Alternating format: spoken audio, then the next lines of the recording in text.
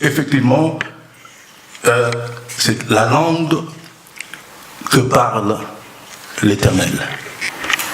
Comment je peux être aussi affirmatif en disant que, comme le dit le sous-titre du livre, le titre du livre c'est la langue la plus intelligente du monde, et après je dis Dieu parle une langue africaine. Mais comment je peux, en très peu de mots, très simplement, effectivement démontrer que c'est la langue que parle le Créateur?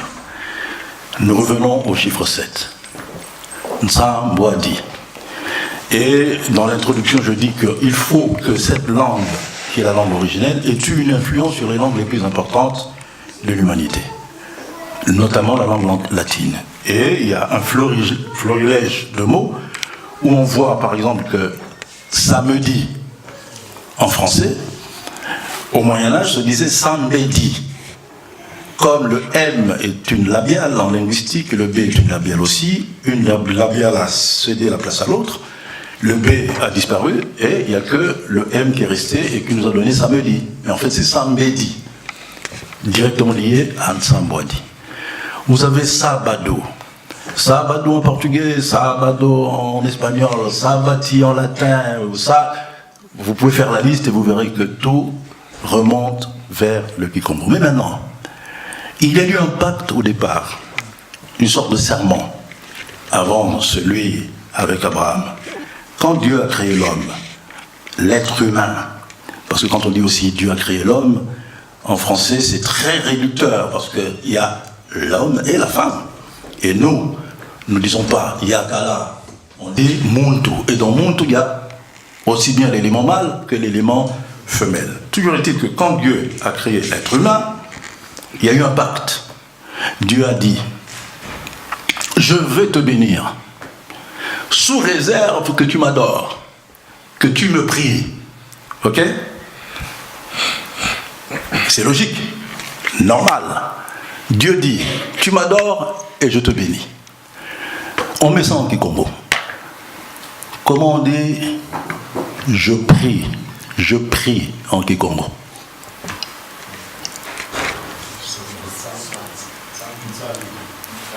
Nsambidi, ok?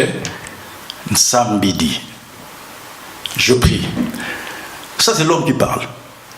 Dieu dit je bénis. Comment on le dit en Kikongo? Parce que il faut un peu revenir en arrière. Prier se dit Sambila. En lingala ko Sambela. Bénir se dit Sambola. Et tout ça se décline sur le chiffre 7. Comme j'avais dit, Sambo. Maintenant, l'homme dit Nsambi dit, je prie. Dieu dit Nsambwedi. Et tout ça, en résumé, nous donne le chiffre 7. Nsambwedi. Alors j'ai essayé de voir avec l'hébreu, impossible.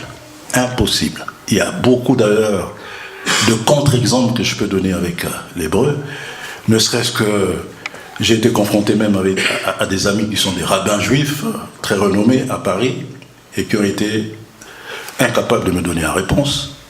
L'étymologie même du mot Israël, Israël, que veut dire Israël? Il y en a qui vous disent, ah, il y a Is, il y a Ra, le soleil, je ne sais plus. Non, c'est beaucoup plus simple que ça. Israël vient tout simplement du Kikongo, Isolele. Je t'ai choisi. Quand Dieu est apparu à Jacob, qui d'ailleurs ne s'appelait pas Jacob au départ, Jacob étant une traduction directe du Kikongo, vous savez de quoi? D'où vient le mot Jacob? Rapidement, et puis je vais vous laisser la parole. C'est que, en hébreu, Yaakov, c'est celui qui tient.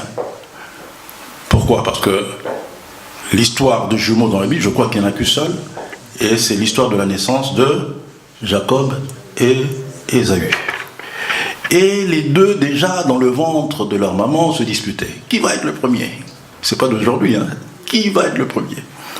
Et lorsque celui qui n'était pas encore Jacob a vu que son frère sortait le premier, il l'a attrapé par le talon, en fait pour l'empêcher de sortir.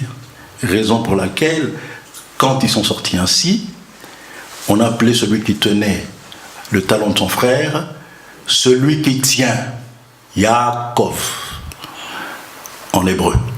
Traduisez-moi ça en kikongo, celui qui tient. Simba.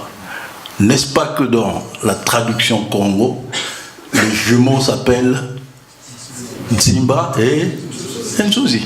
Nsimba, littéralement, si on doit le traduire en hébreu, c'est Yaakov.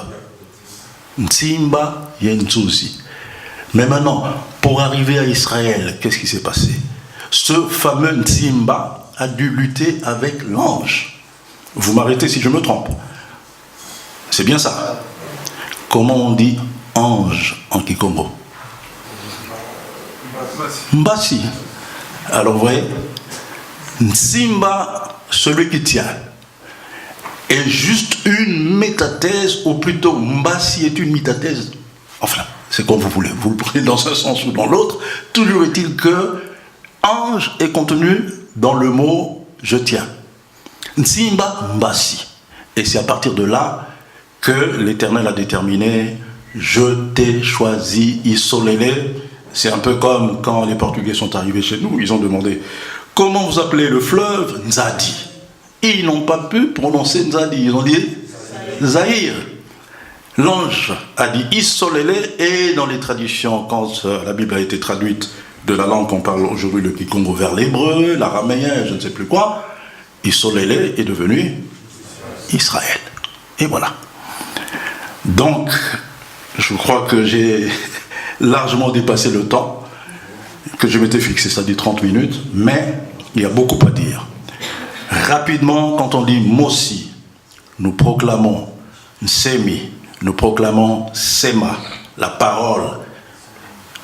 Lorsque nous disons deux en kikongo, Zolé, comment on dit ciel? Et voilà.